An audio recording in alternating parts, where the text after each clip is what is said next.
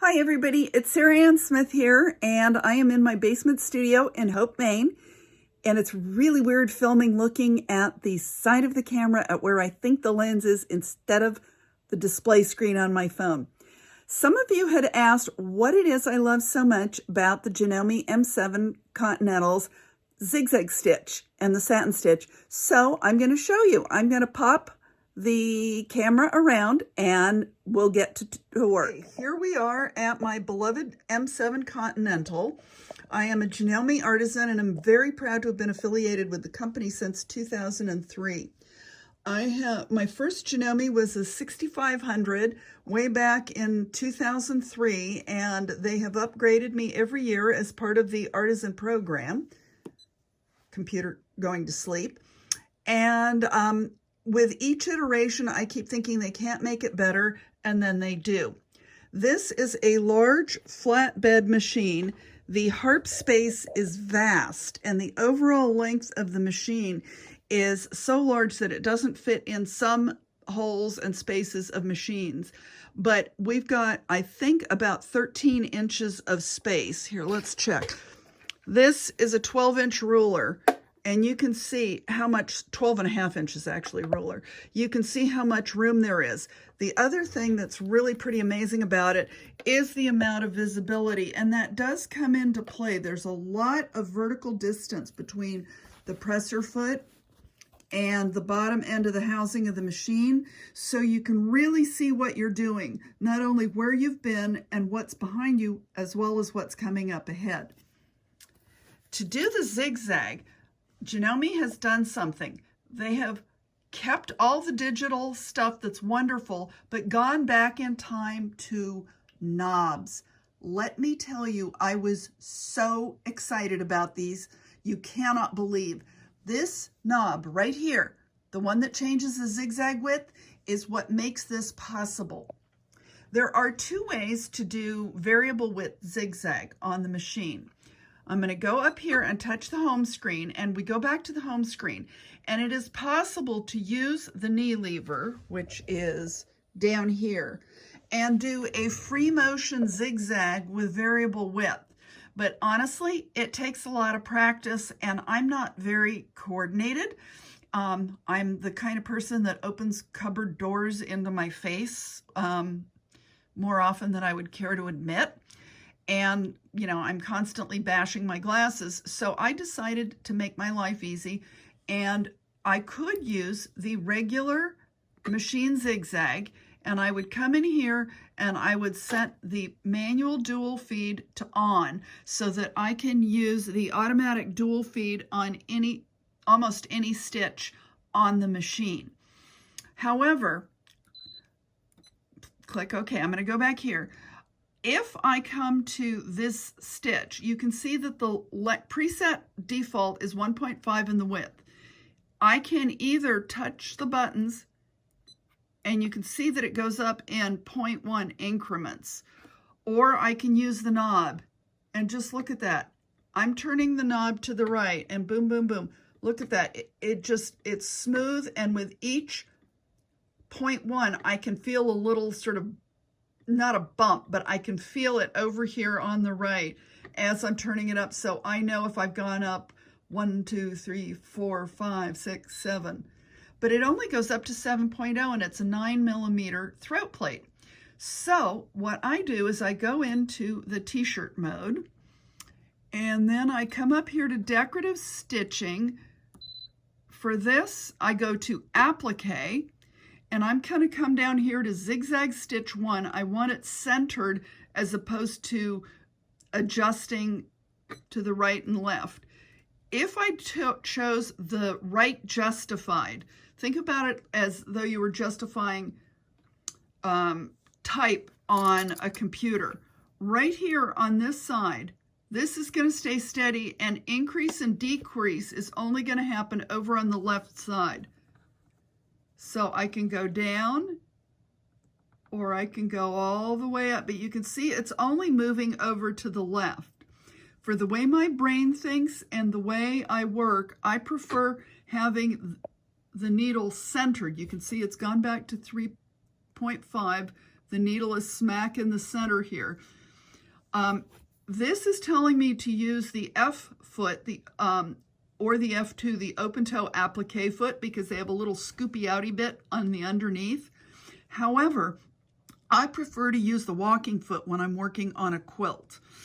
And here what I'm going to do is, if I adjust the zigzag down, I can go really narrow, but you can see how it's staying centered right here on kind of above the period between 1.0, and it increases on both sides, and I can go up and I can go down. So I'm going to go ahead and stop this, and then I'm going to set it into the holder and film myself doing a little bit of variable zigzag that I'm then going to speed up for you. But before I do that, I remembered that I actually managed to use the lint roller, and I am going to show you my practice piece. And you can see those beautiful satin stitches. And if I come in here really close, you can still see more pug hair. Pugs exude fibers of joy. And you can see how smoothly that 0.1 increment change going up and going down, and I can make those beautiful swooping lines. Okay, so this is a pretty crazy setup, but we're going to see if I can make it work. I've got my stitch length starting at a relatively narrow 2.3. I'm going to take the needle down and back up, and I'm going to pull the bobbin thread to the top. I'm going to pull the bobbin thread to the top, and then put the needle back down. I will hold my threads off to the left, and I'm going to brace with my left hand. I'll use my right hand to turn the dial. So here we go.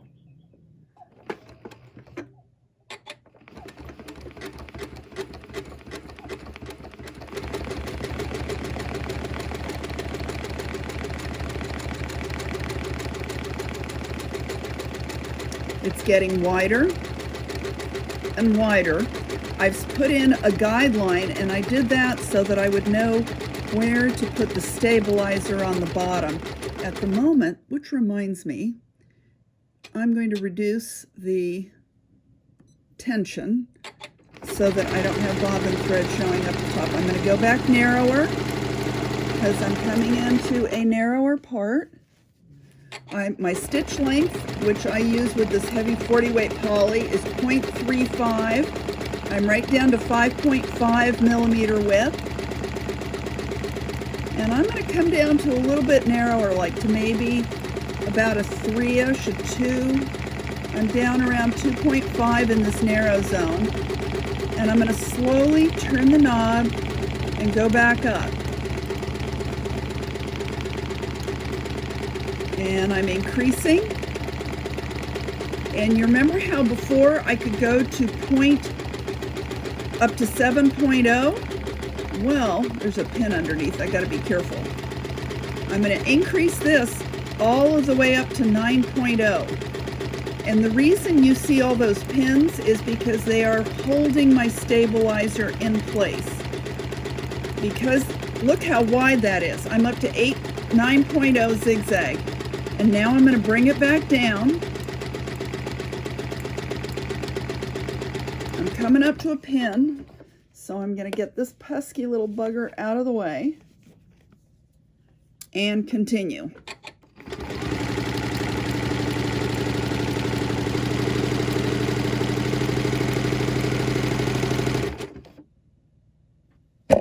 And I ran out of bobbin thread. I ran out of bobbin thread. I have now returned to where it ran out, and I'm going to get going again. We are currently at 0.35 stitch length, 5.7 width, and here we go.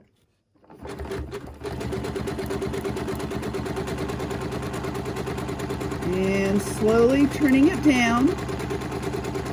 I like the look when it gets a little bit narrower down in the narrow sections of this fusible applique. The stitch line that you see on there, the straight stitch, was a guide so that I knew where to pin the stabilizer on the back side. At the moment, I'm working only on the top because I wanted to hide the back side. Here I am down as narrow as I'm going to get. I'm using my left hand to carefully pivot sorry, paying attention to the stitching. Carefully pivot the fabric, and now I'm going to go back up to as wide as it will go. On the regular Zigzag on the home screen, it only went up to 7.0, but when I'm in this lovely applique mode, it will go all of the way up to 9.0. So I'm now at 8, and that's a full 9.0 width. The beep was because it told me I'd reached as wide as I could go. I'm now going to start tapering it down one notch at a time as I twist and come around the curve. I have lowered the presser foot pressure somewhat, and I'm going to need to pivot a little bit. Normally I would do that with the knee lever, but because the stand for the camera's in the way, here we go. Okay.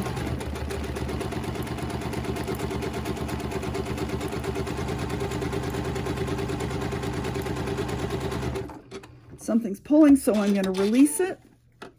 And here we go.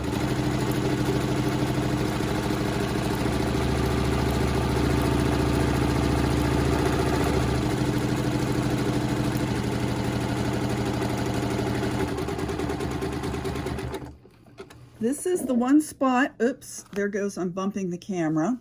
This is the one spot where I go off of one of the background and onto the other one.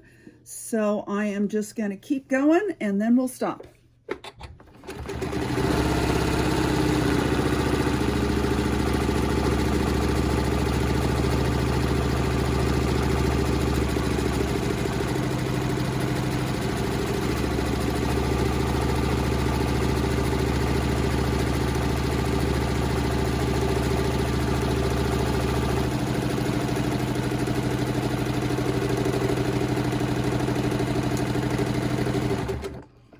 And there we go. Because this is not quilting, it is top stitching. I can use these scissors, clip it out of the way, and there is what that seam looks like.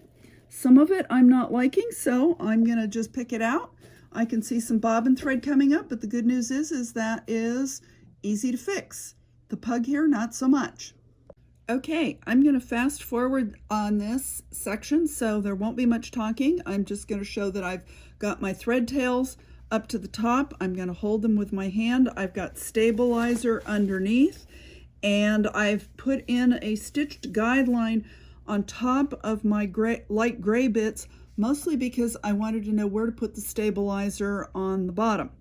So I'm going to zoom in just a little bit more on the presser foot, and that's as good as I can get it.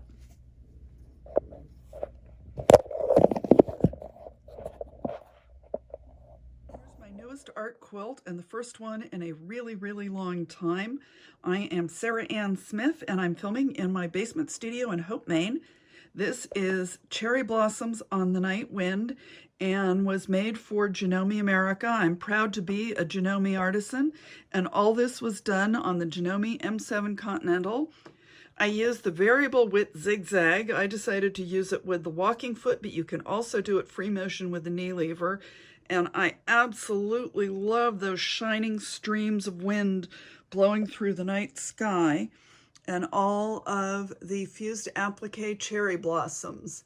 When I Googled up cherry trees in winter so I could get the silhouette, quite fittingly, it was a tree in Hokkaido that was my sample. I love it. It's 22 by 42 inches, and tomorrow it gets shipped to Janome.